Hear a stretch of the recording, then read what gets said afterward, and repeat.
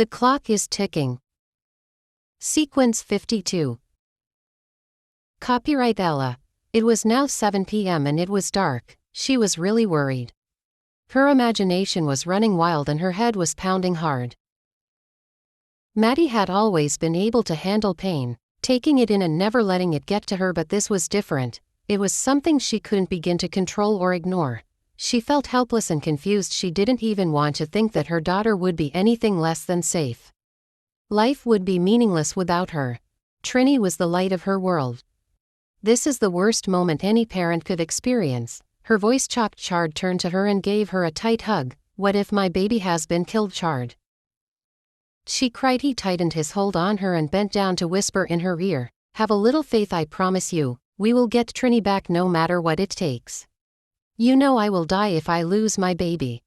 It's been 3 hours and still no news about her. She trembled with anxiety as she spoke. I don't even want to imagine the pain you are going through right now, Maya began, but be rest assured we will find Trinity. We have hired some men out there to look for her. Thank you, she whispered her. Drink this. Vanessa handed Maddie a cup of tea. It will help keep you calm. Thanks, sis. She took a sip of her tea, welcoming the burn down her throat that reminded her she was alive. They sat in silence for a long time. A number of thoughts were running through her mind, desperation screaming in her ears endlessly as the clock continued to tick. She needed to know where Trini was or else she would go mad. Asterisk. Are you hungry? Vanessa asked, finally breaking the silence.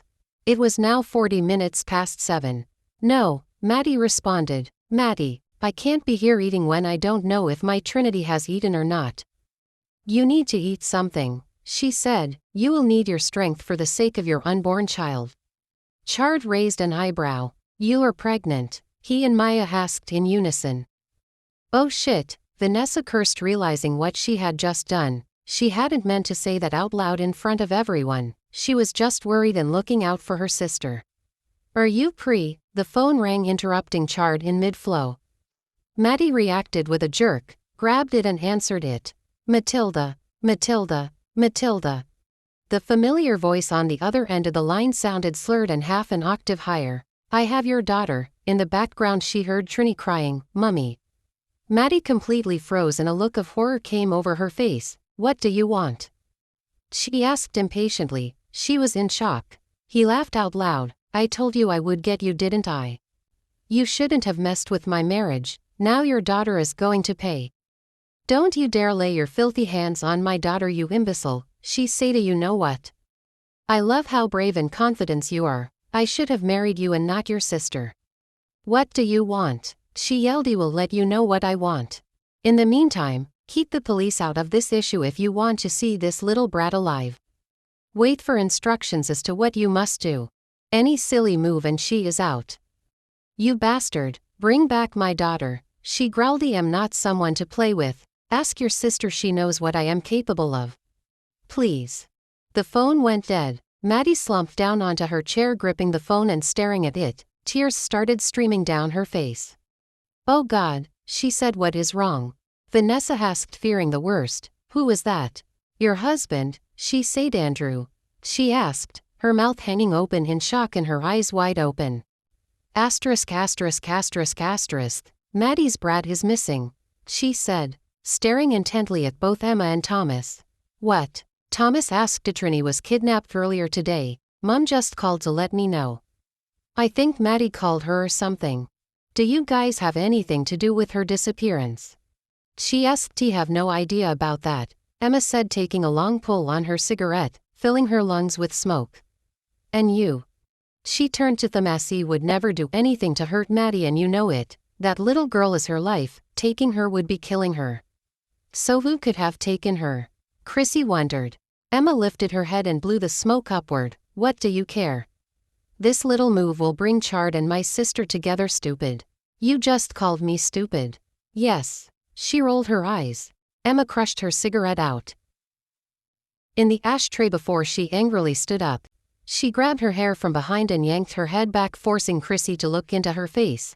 Don't you dare mess with me, Christina, her voice growled.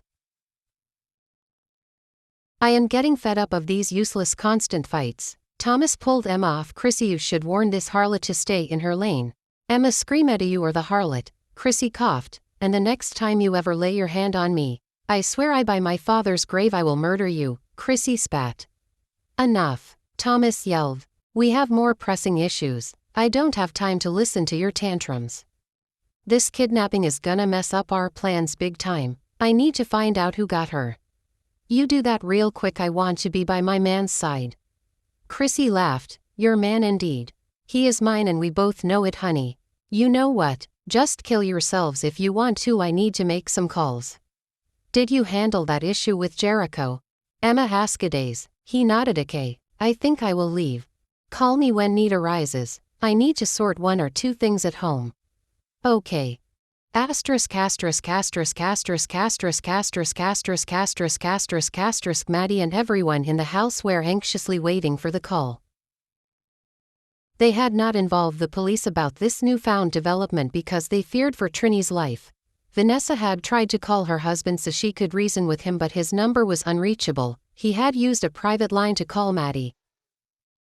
I am really sorry, Maddie. I shouldn't have come here in the first place. Vanessa said it's not your fault. That man is just an animal. I didn't think he would take things this far.